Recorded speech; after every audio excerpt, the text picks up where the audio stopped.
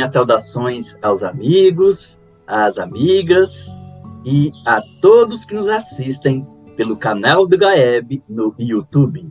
Sejam bem-vindos. A culpa pode ser entendida como produto do ego que se pune. É profundamente analisada por Joana de Ângeles em diversas obras, devido à atualidade do tema e do grande potencial destrutivo que oferece quando não trabalhada. Hoje, vamos centrar apenas no capítulo 6 do livro Conflitos Existenciais. E a benfeitora, logo no início desse capítulo, diz que duas são as causas psicológicas da culpa. A que procede da sombra escura do passado, da consciência que se sente responsável por males que haja praticado em relação a outrem, e a que tem origem na infância, como decorrência da educação que lhe foi ministrada. A culpa é resultado da raiva que alguém sente contra si mesmo, voltada para dentro, em forma de sensação de algo que foi feito erradamente. Quando a ação foi desencadeada, a raiva, o ódio ou o desejo de vingança, ou mesmo a inconsequência moral, não permitiram a avaliação do desatino, atendendo ao impulso nascido na mesquinhez ou no primarismo pessoal. Lentamente, porém, o remorso gerou o fenômeno de identificação do erro, mas não se fez acompanhar da coragem para a conveniente reparação, transferindo para os arquivos do espírito o conflito em forma de culpa, que ressuma facilmente ante o desencadear de qualquer ocorrência produzida pela associação de ideias, condutora da lembrança inconsciente. Na segunda hipótese, a má formação educacional, especialmente quando impede a criança de desenvolver a identidade, conspira para a instalação da culpa.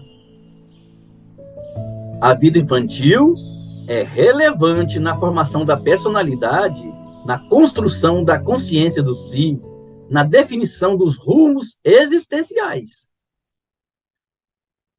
Vale dizer que a conduta dos adultos grava no educando a forma de ser ou de parecer, de conviver ou de agradar, de conquistar ou de utilizar-se, dando surgimento, quase sempre, quando não correta, a inúmeros conflitos, a diversas culpas. A culpa pode apresentar-se a partir do momento em que se deseja viver a independência, como se isso constituísse uma traição, um desrespeito àqueles que contribuíram para o desenvolvimento da existência, que deram orientação, que se esforçaram pela educação recebida. Entretanto, merece considerar que, se o esforço foi realizado com o objetivo de dar felicidade, esta começa a partir do instante em que o indivíduo afirma-se como criatura, em que tem capacidade para decidir, para realizar, para fazer-se independente. A culpa é o algoz persistente e perigoso que merece orientação psicológica urgente. A benfeitora diz nesse livro que a culpa encontra sintomas com as paisagens mais escuras da personalidade humana, em que se homilia. Os conflitos e as mesquinhez dos sentimentos nutrem-se da presença da culpa, levando a estertores agônicos aquele que lhe sofre a injunção. As suas ações tornam-se policiadas pelo medo de cometer novos desatinos e quase sempre é empurrado para a depressão. Vezes, porém, outras apresentam-se com nuances muito especiais, mediante as quais há uma forma de escamoteá-la através de escusas e de justificativas indevidas. Tormentosa é a existência de quem se nutre de culpa, sustentando-a com a sua insegurança. Tudo quanto lhe acontece de negativo, mesmo as ocorrências banais, é absorvido como sentimentos necessários à reparação. Reprimir a culpa, tentar ignorá-la, é tão negativo quanto aceitá-la como ocorrência natural, sem o discernimento da gravidade das ações praticadas. A mentora diz que, à medida que é introjetada, porém, a culpa assenhoreia-se da emoção e torna-se punitiva, castradora e perversa. Grandes perturbações emocionais podem induzir a comportamentos doentios e atitudes criminosas em face de repressões da agressividade, de sentimentos negativos, incapazes de enfrentamentos claros e honestos que empurram para a traição, para os abismos sombrios da personalidade. O espírito Joana de Ângeles evidencia nesse capítulo que há uma culpa saudável que deve acompanhar os atos humanos quando estes não correspondem aos padrões do equilíbrio e da ética. Esse sentimento, porém, deve ser encarado como um sentido de responsabilidade.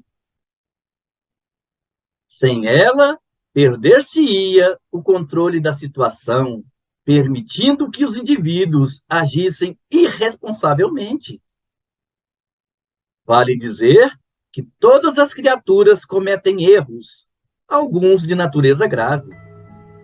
No entanto, não tem por que desanimar na luta ou abandonar os compromissos de elevação moral. O antídoto para a culpa é o perdão.